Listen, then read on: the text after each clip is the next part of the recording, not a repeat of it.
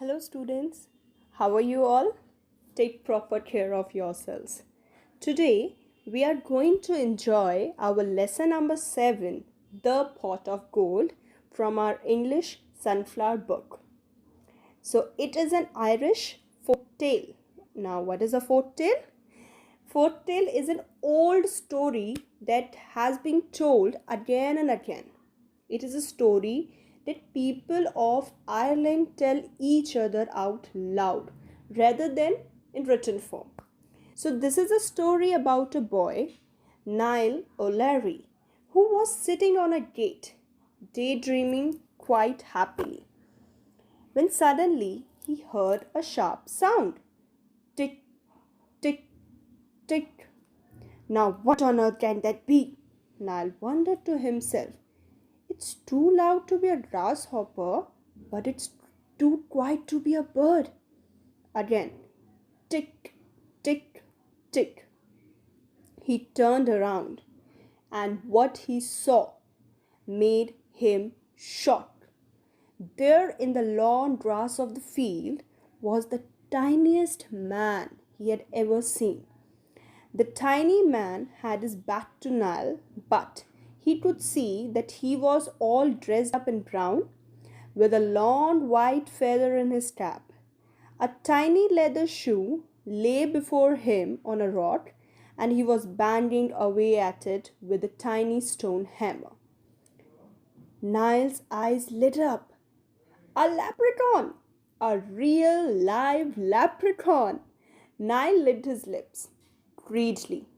Every tiny leprechaun had a huge pot of gold hidden somewhere, and everybody knew if you got hold of a leprechaun and squeezed him tightly, he would have to tell you where his treasure was buried.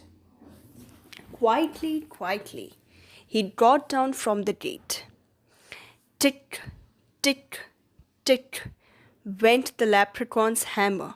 Quietly, quietly, Niall O'Leary kept through the grass. Tick, tick, tick went the leprechaun's hammer. Quietly, quietly, he reached out with his large, meaty hands. Gotcha!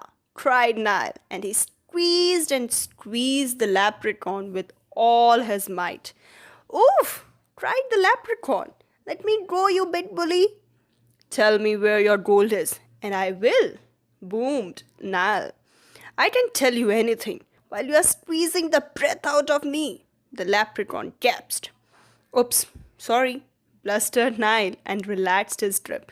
That's better, whizzed the leprechaun, taking gulps of air. Now put me down, and I promise I will show you where my gold is hidden.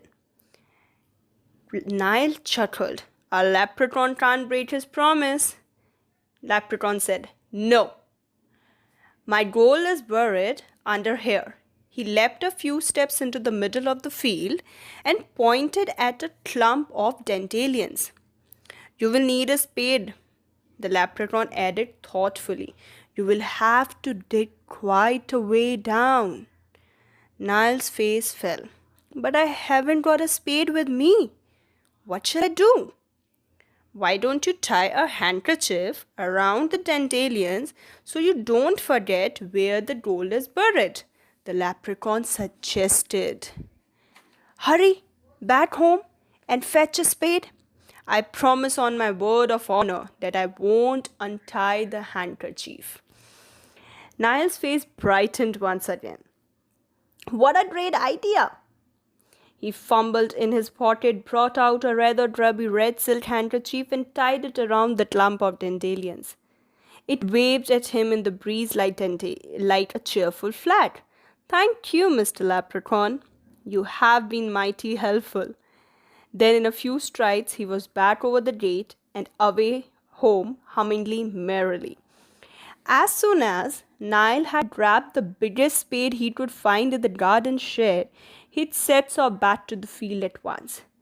All the way down the lane he daydreamed of what he would do with the gold. But when Niall reached the gate, he stopped stone still. and his mouth hung open. He dropped the spade and stretched his head. "Well, blow me down," gasped Nile. All over the field, thousands of red silk handkerchiefs were tied onto the clumps of dandelions and fluttering in breeze. And Nile could hear the sound of leprechauns' laughter floating over the grass on the wind.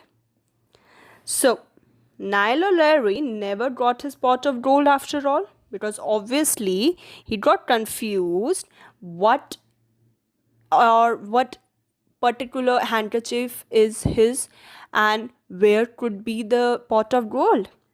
But that is how he came to own the most successful silk handkerchief shop in the whole of the island, right? Because when he couldn't find the pot of gold, then he just untied all the handkerchief and opened the biggest shop in Ireland.